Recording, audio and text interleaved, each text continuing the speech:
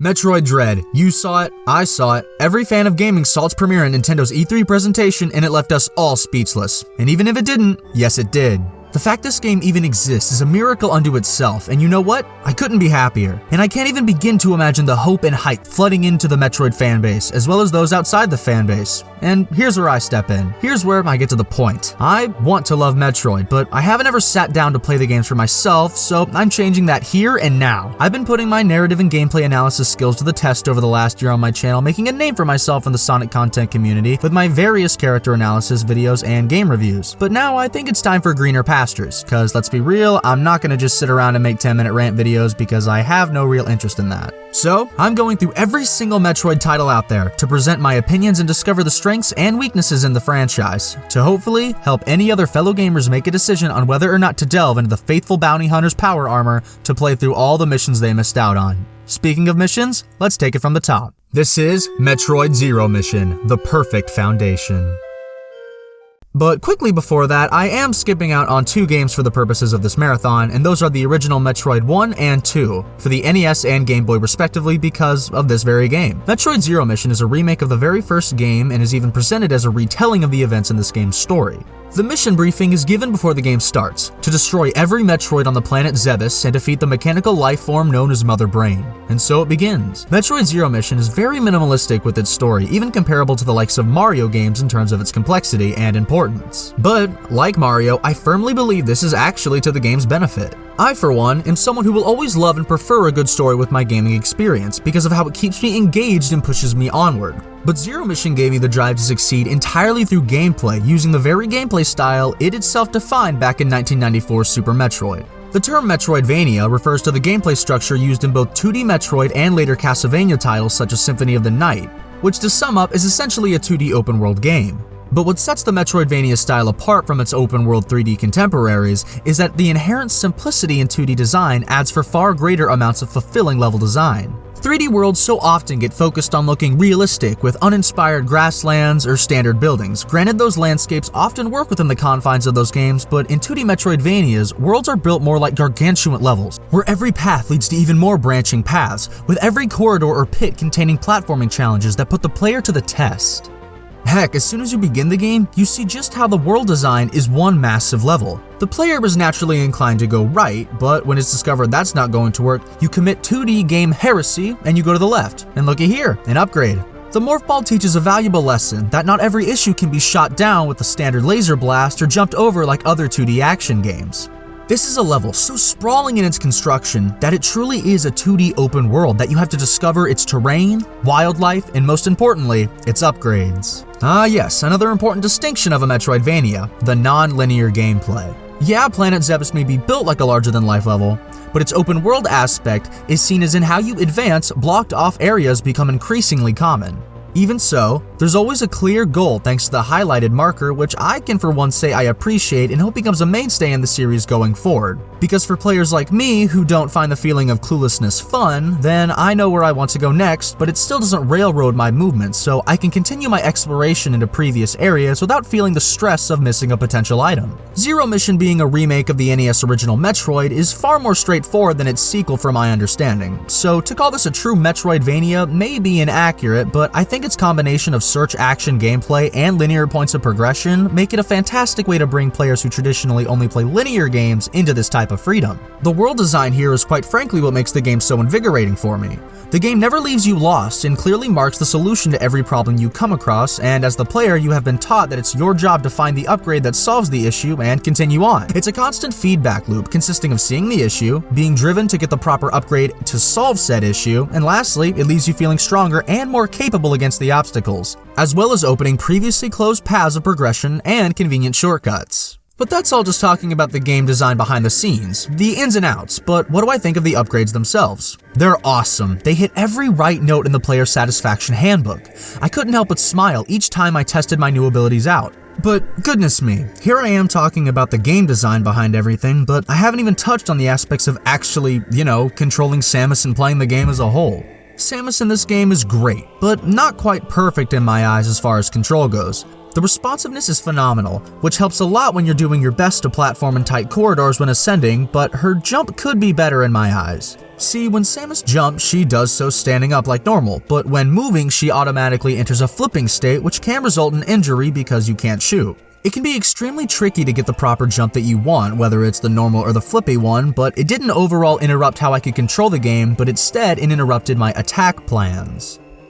One upgrade in the game is the Screw Attack, which is a ball of lightning that surrounds Samus and damages enemies on contact. This is inherently actually one of my favorite abilities in the game, but was quite difficult to nail down because more times than I could count I wanted to do flip jumps and use the Screw Attack, but Samus did the default jump instead because I didn't hold the movement control long enough. This was especially an issue on small one-block long platforms. But overall, the control was great for this style of level design, and it only got better with the upgrades, which I'll highlight right now. Some of my personal favorites were the previously mentioned Screw Attack, but also the Power Grip, which did wonders for making up in the inaccuracies whenever I made a jump or was falling.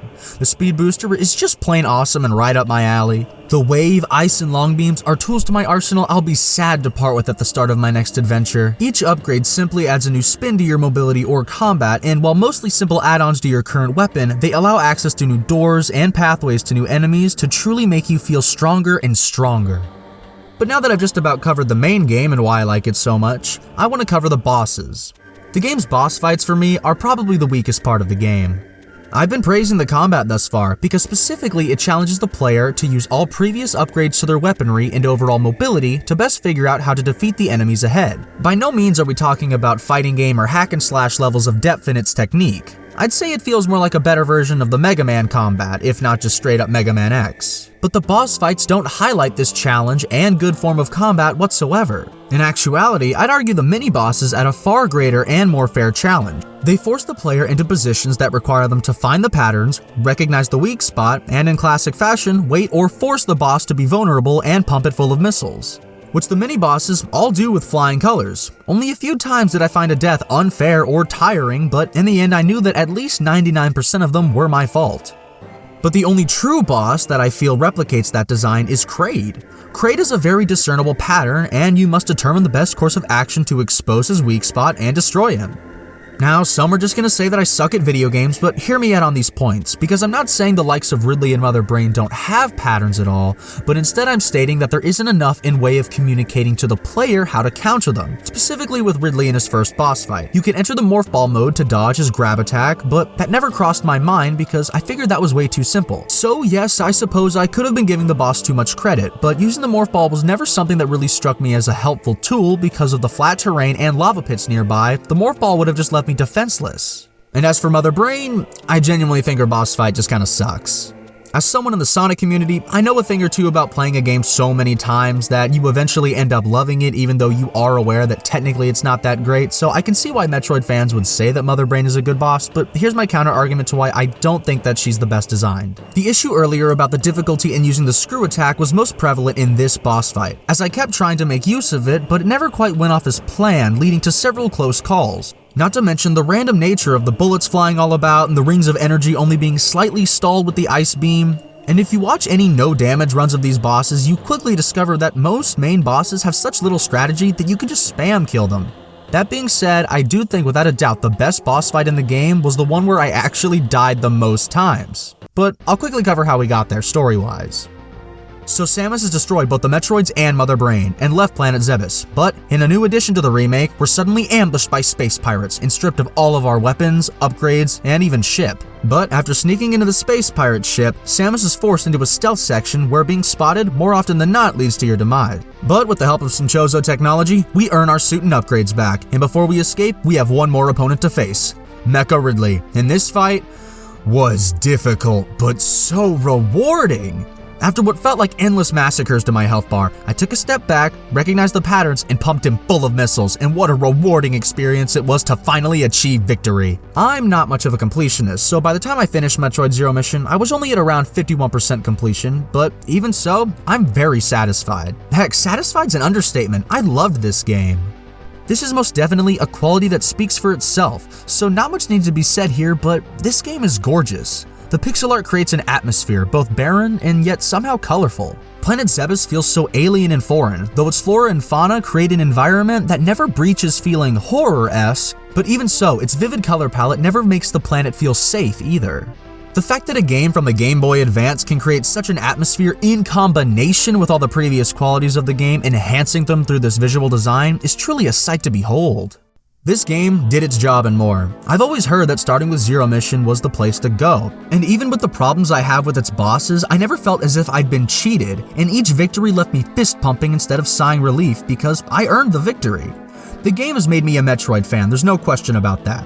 For all the previously mentioned reasons, its fantastic world design that makes Planet Zebes feel like one big open level that never stops encouraging exploration and second visits for missed secrets, the fantastic control, and sense of progression both in terms of character strength through upgrades and weaponry, but also how your mobility is improved with said upgrades. Not to mention fantastic pixel art that adds an atmosphere essential for a game with a premise such as this.